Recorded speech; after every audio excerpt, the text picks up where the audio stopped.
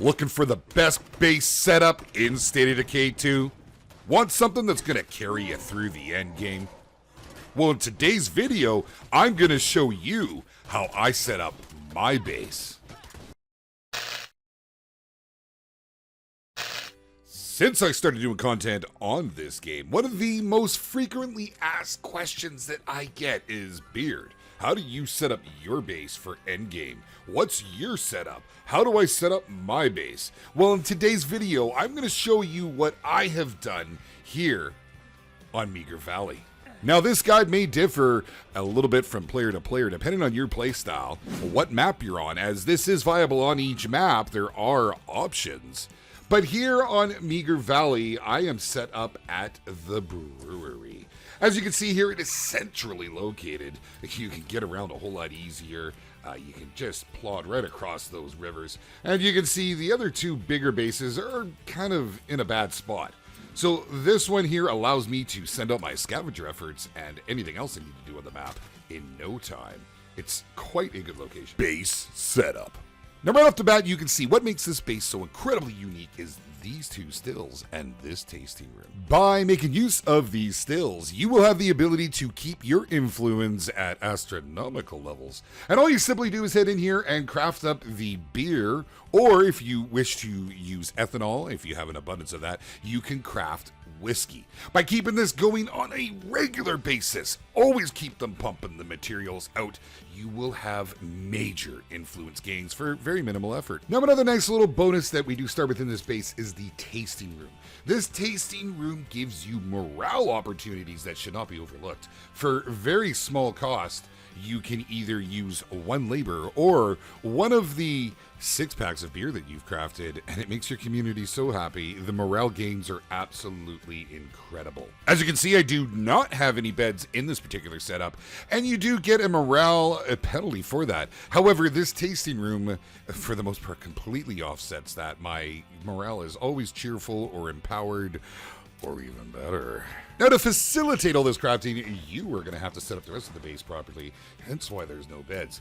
It is imperative to have enough food to support this, as it is the food that you are going to use as your primary ingredient in making that oh so lovely beer and whiskey. Use these 3 small indoor slots to set up your hydroponics. Add your mods to boost your yields. Make use of the seeds to also help boost your yields. And on top of that, if you have the appropriate skills on your followers, they can also help you out. But we will do another video on another day about followers, their traits, and all of their useful skills. Resource management. Now, taking a look at the resources, you can see exactly how we make this base tick. With having all this food production and even having 10 members in my overly large community, I have no problem keeping up with the demand for foods. In fact, this gives me my surplus that I need to keep those stills moving and grooving to make all that good influence. Now, I will often change my outposts to up my needs, as if I'm going to do a bit of a push and I need more food.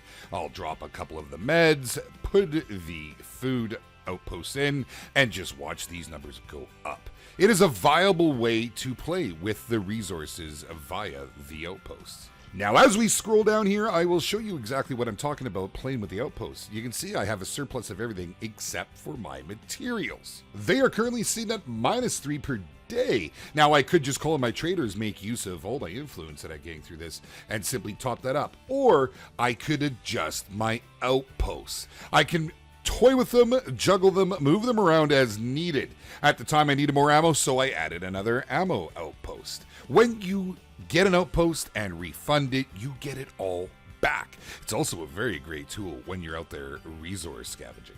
Large plots. Now, this is imperative, my friends. For this method to work, you must have at least one large plot. At the time of building, you must have a trader leader. And wait for it, then we build the trade depot. That is correct, my friends. It is instrumental to this. By having a trader leader and building the trade depot, you now have the ability to call NPCs directly to your base to trade with. Once called, simply wait. As you can see here, they kind of appear on the map, take their time getting to you, but they will come right to your base. It's very handy. Once there, make sure you've gathered up all of your beer and whiskey, head on over to them and start a trade.